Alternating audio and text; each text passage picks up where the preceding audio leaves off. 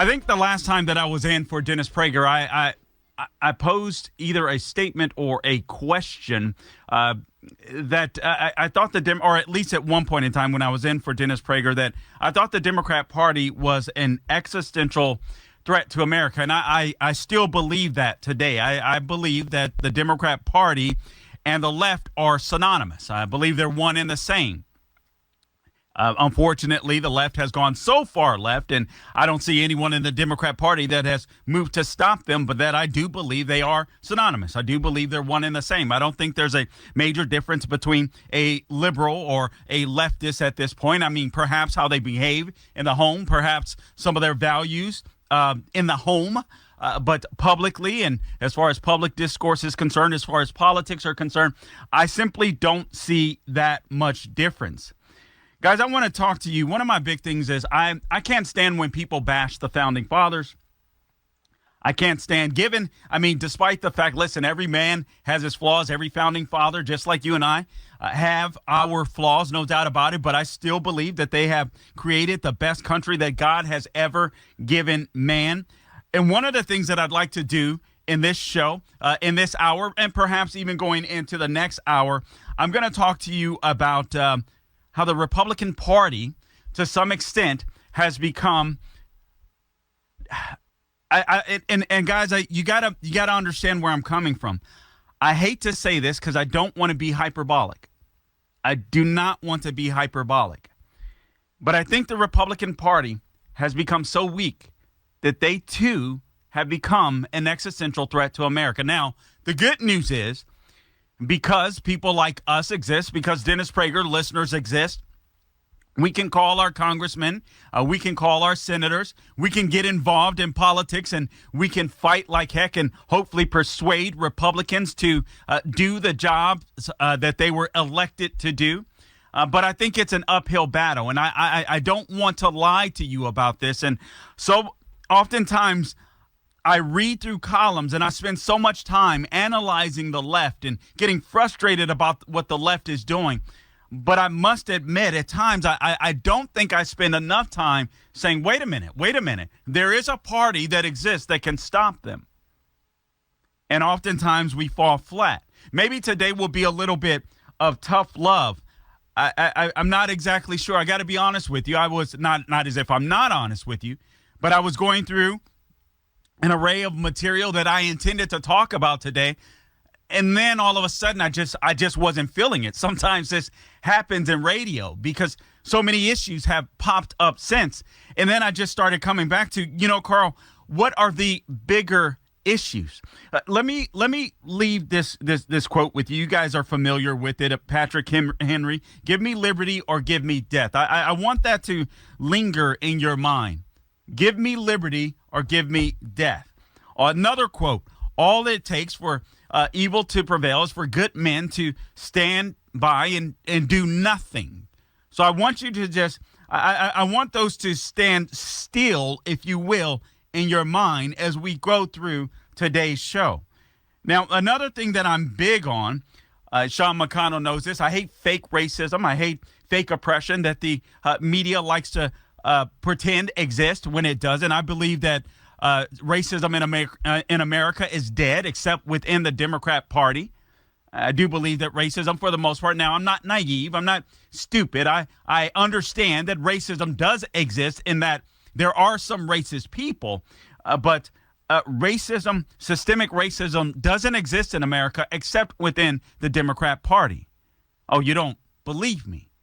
Guys, the fake oppression that has happened with Gavin Newsom declaring that he's going to give people literally $223,000 and $223,200 for reparations is insane. I want to preface today's show with this before we get into what's happening in China, because what's happening in China, guys, I'm here to tell you it exists in America. It exists in America. And the only people that can stop it besides us are the Republicans that we elect. But hopefully I can tie this together where it makes sense for you. Gavin Newsom's reparations, hat tip to the Daily Mail. You can still get good news, relevant news, factual news in the UK about the United States. It's getting a little harder to get it inside of the United States unless you go to conservative outlets. But Gavin Newsom's reparations committee will recommend handing out $223,000, $200,000 per person to all descendants of slaves in California for, quote, housing discrimination at a cost of $559 billion. This is the nation's biggest restitution effort ever. Guys, I can't stand this, and I want to get into why as we talk about fake oppression, and then we're going to take a trip to China to talk about real oppression, and then we'll come back to America to talk about the oppression that's beginning to happen here in the surveillance state that is becoming more and more and more evident. When we see what Elon Musk is doing, what Elon Musk has unveiled, we see what Apple's Tim Cook is doing. Don't believe for an instant, all right, that Tim Cook would not side with lefties to censor Twitter. I don't believe it for an instant. Republicans are going to have to fight. They're going to have to do something. So a task force was set up in California to make proposals for slavery reparations. Guys, let me ask you, do you know any slaves? Do you know any slaves? I mean, unless you go to the Middle East, unless you go to China, maybe humans that are being trafficked right here in the United States, sadly, sex trafficked. Do you know any slaves? Maybe there's some that exist at our southern border. We'll get into that as well. Do you know any slaves?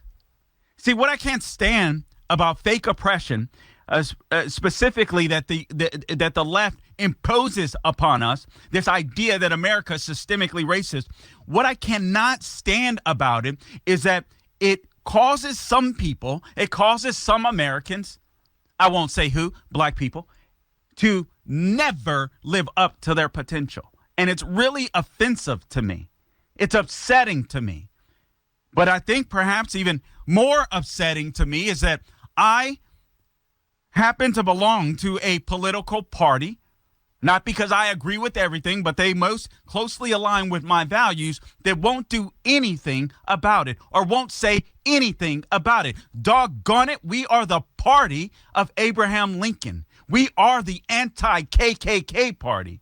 We are the civil rights party. We are the capitalistic party. We are the entrepreneurial party. We are the party of true diversity in thought and in color. Why don't we talk about it? Why don't we brag about it, as a matter of fact?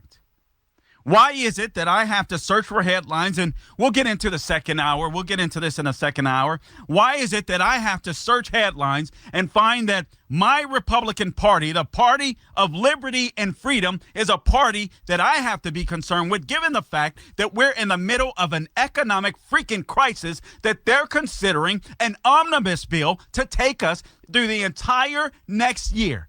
Why is it that I have to read the headlines to find out that my party is hurting me and hurting you? It makes no sense to me whatsoever. All it takes for evil to prevail is for good men to stand and do nothing. Republican Party, we need you to stand. We need you to talk about Twitter. We need you to talk about Elon Musk. We need you to talk about free speech. We need you to talk about the sex trafficking at the border. We need you to show up in the culture war. Otherwise, we are going to lose this country.